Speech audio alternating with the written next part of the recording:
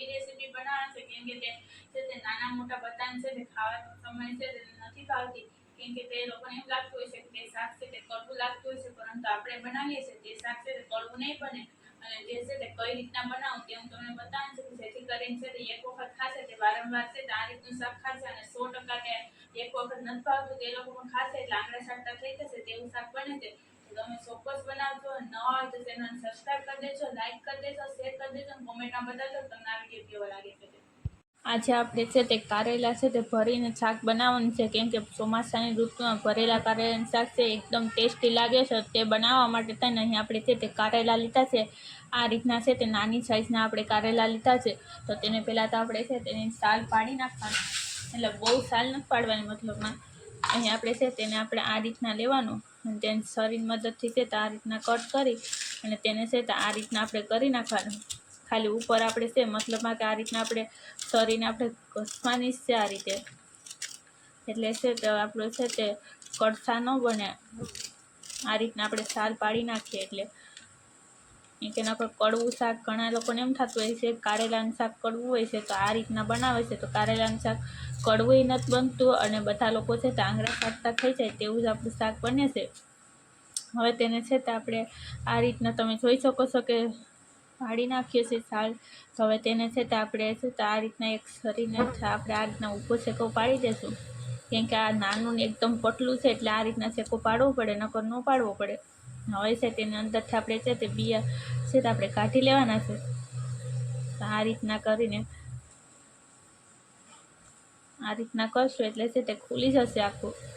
હવે તેને આ રીતના આપણે કાઢી નાખશું અંદરથી બીને, અને પછી આપણે આગળ કઈ રીતના કરવું કે જેથી કરીને છે તે આપણા કારેલાનું શાક છે તે કડવું ન બને અને નાના મોટા બધા ખાઈ શકે.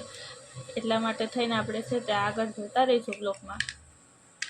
અહીં તમે જોઈ શકો છો કે આપણે છે તેની અંદરથી છે તે બિયા કાઢી નાખ્યા છે.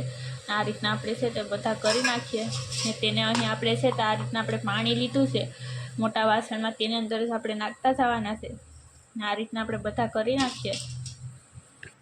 હવે તમે જોઈ શકો છો કે આપણે છે તે બધા છે તો આ રીતના આપણે છે તે અંદરથી બી કાઢી અને છે તે સરસ મજાના છે તે કરી નાખ્યા છે આ રીતે. તો તેને આપણે પાણીમાં આપણે છે તે આ રીતના સાફ કરી નાખવાના અને આપણે આગળ હવે કઈ રીતના આપણે કરશું કે જેથી કરીને છે તે આપણા છે તે કારેલાનું શાક છે તે કડવું ન થાય, તો તે હું તમને બતાવવાની છું.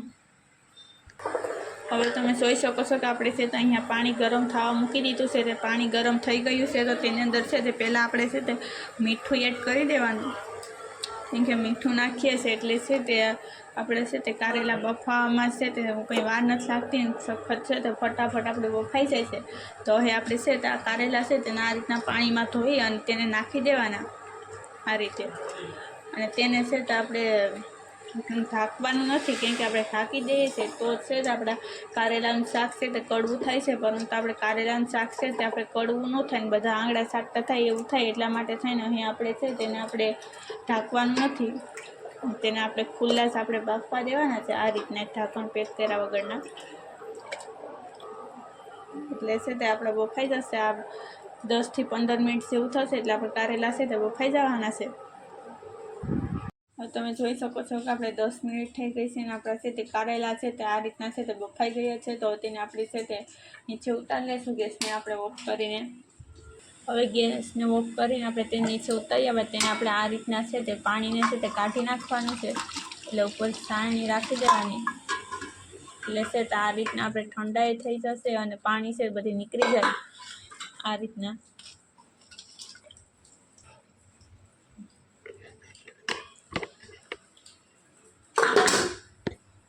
હવે તેને આપણે ઠંડા થવા દઈએ ત્યાં સુધીમાં આપણે મસાલો કરી લઈએ. મસાલો બનાવવા માટે થઈ અહીં આપણે છે તે મોટા 2 ચમચા જેટલો આપણે છે તે ચણાનો શેકેલો લોટ નાખવાનો છે આ રીતે. અને તે નાખીએ બાદ તેની અંદર જ આપણે છે તે સિંગ છે તે આપણે છે પીસી ગલી રાખી છે તે સિંગ જ આપણે છે તે નાખી દેવાની છે. આ રીતની સિંગ નાખી છે પીસેલ તે પણ આપણે છે તે 1 કપ જેટલી સિંગ નાખવાની.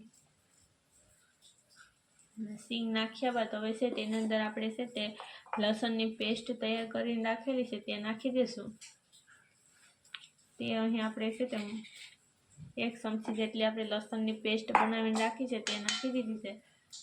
અને હવે તેની અંદર આપણે છે તે લીલા ધાણા આવે છે તે લીધા છે તે પણ નાખી દઈશું આ રીતે. અને હવે તેની અંદર આપણે મસાલો બધી કરી નાખીએ. મસાલો કરવા માટે થઈને અહીં આપણે છે તે પહેલાં તો આપણે છે તે ધાણા જીરું પાવડર આવે છે તે નાખવાનો છે. આ રીતના મોટી 2 ચમચી જેટલો ધાણા જીરું પાવડર, અને અહીં આપણે છે તે 1 ચમચી જેટલી આપણે છે તે હળદર લીધી છે તે પણ નાખી દઈશું. અને હળદર નાખ્યા બાદ સ્વાદ મુજબ મીઠું તેમાં નાખવાનું છે, કેમ કે આપણે છે તે બાફવામાં પણ મીઠું નાખેલું છે એટલા માટે થઈને આમાં આપણે ઓછું નાખશું. આ રીતના અડધી ચમચી જેટલું મીઠું. અને હવે આપણે છે તેની અંદર લાલ મરચું નાખવાનું છે.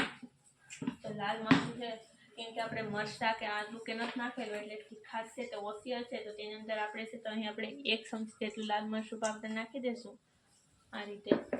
લાલ મરચું પાવડર નાખ્યા બાદ હવે તેની અંદર ખાંડ નાખવાની છે, કેમ કે પીસી ગળી નાખો તો પણ ચાલે અને તે એમને નાખો છો આખી ખાંડ તો પણ ચાલે છે. તો અહીં આપણે મોટી છે તે આપણે 1.5 ચમચી જેટલી આપણે છે તે ખાંડ એડ કરી દઈશું આ રીતે.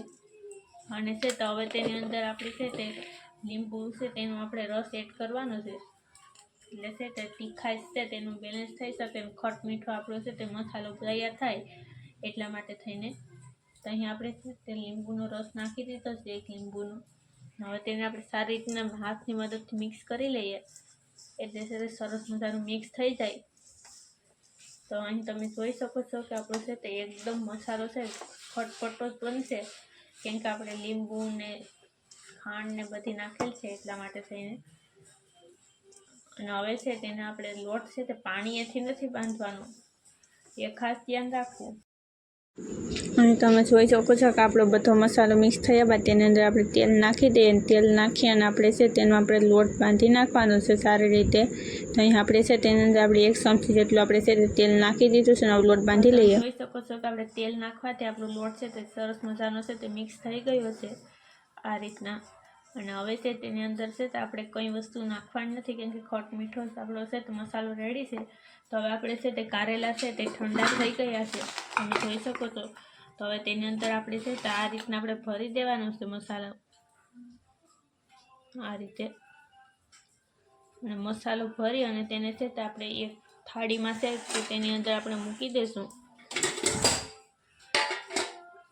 આ રીતના છે તો ઉપર ને નીચે ને બધામાં ભરાઈ જવો જોઈએ વચ્ચે ને સરસ મજાનું.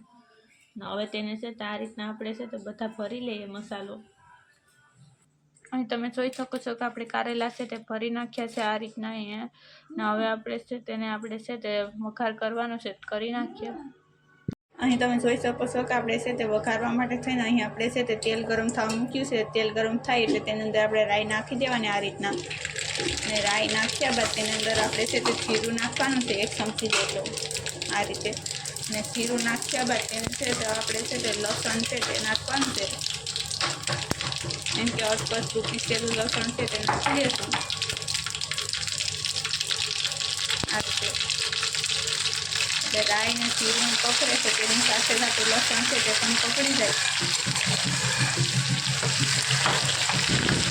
અને હવે તેની અંદર આપણે છે તે નાખી દેવાનું છે જે અહીં આપણે કારેલા લીધા છે તે નાખી દઈશું આ રીતે.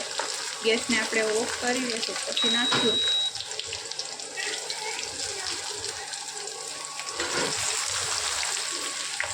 તે નાખ્યા બાદ હવે તેની અંદર મસાલો કરી લેશું આ રીતના હલાવીને. પછી હવે તેમાં આપણે નાખવા માટે થઈને અહીં આપણે છે તે હળદર નાખવાની છે. અહીં આપણે અડધી ચમચી જેટલી હળદર નાખી દઈશું ને સ્વાદ મુજબ આપણે મીઠું એમાં નાખવાનું છે. તો અહીં આપણે છે તે મીઠું પણ નાખી દઈશું. મીઠું છે તો આપણે અડધી ચમચી જેટલું જ નાખવાનું છે, ઝાઝું નથી નાખવાનું. અને હવે છે તેની અંદર નાખવાનું છે તે છે ધાણા જીરું પાવડર. અહીં આપણે છે તે ધાણા જીરું પાવડર છે તે પણ આપણે નાખી દઈશું. તે અહીં આપણે છે તે 1 ચમચી જેટલું આપણે ધાણા જીરું પાવડર નાખી દઈશું. અને હવે છે તેની અંદર નાખવાના છે તે આપણે લાલ મરચું નાખવાનું છે. લાલ મરચું છે તે પણ આપણે છે તે નાખી દઈએ આ રીતના અડધી ચમચી. અને હવે છે તેની અંદર આપણે ખાંડ નાખી દઈશું થોડીક આ રીતના 1 ચમચી જેટલી ખાંડ એડ કરી દઈએ. ને હવે છે તેની અંદર આપણે તેની સાથે આપણે નાખી દેવાનો છે અહીં આપણે જે મસાલો વધ્યો છે તેને આપણે છે તે પાણી નાખીને નાખશું